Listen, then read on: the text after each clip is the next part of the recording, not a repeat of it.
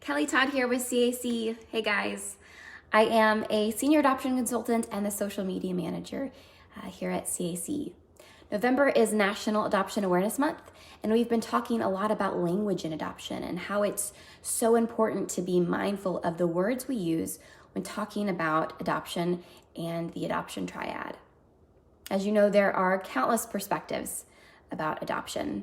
And this makes a lot of sense to me as there are three parties to consider in the adoption triad: the adoptee, the birth mother, and the adoptive parents.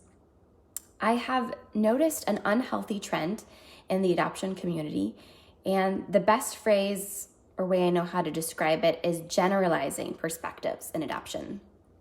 Oftentimes we hear of an adoptee or a birth mother or an adoptive family's experience in adoption, and we mistakenly conclude that must be true for every situation or must be true of everyone's experience. But that is not true. We need to be careful not to make blanket assumptions about any part of the triad, because in doing so, we are unknowingly contributing to stereotypes or generalizations in adoption. As an example, let's say you meet a couple who has chosen adoption as a means to grow their family because they have struggled with infertility. Then you go on to assume that all couples or most who pursue adoption have struggled with infertility as well.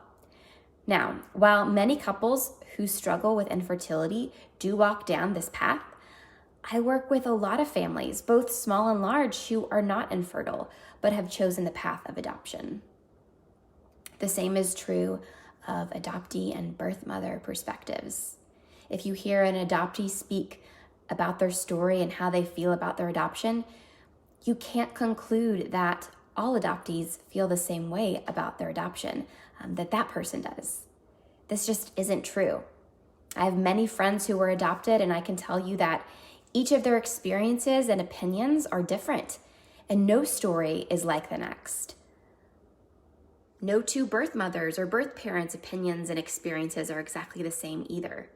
So just because you read about one birth mother's perspectives on adoption does not mean that every birth mother views adoption the same way that she does or they do. As an adoption consultant, I get asked a ton of questions about adoption on a daily basis, and I welcome those questions. That's what I'm here for. Of course, it's my job and I love answering questions, but sometimes I can pick up on these stereotypes just by the type of questions someone will ask. One of the questions I used to hear a lot is, so most birth mothers are teenagers, right? That isn't true. Only about 25% of birth mothers, birth parents are teenagers. I get asked similar questions like this about the type of birth mothers our families place with.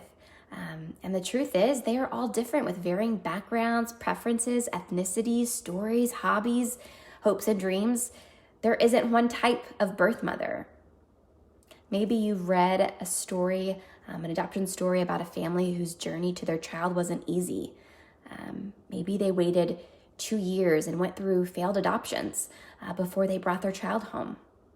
You don't want to go through what this family went through. While no adoption is risk-free or easy, you can't assume that your story will look like anyone else's. Every adoption is unique and different. How do I know that? Because every potential adoptive parent, expectant, birth parent, and adoptee are unique and different. No story is alike. It's important that we listen and respect the voices of all parties of the adoption triad and their differing experiences and perspectives. But let's be careful not to assume that everyone holds the same opinions and experiences that one person does. God crafted each and every person so uniquely and special. And we are all fearfully and wonderfully made by God, and each have our own experiences and opinions that we bring to the table. Let's give space to learn from a variety of perspectives because they're all important.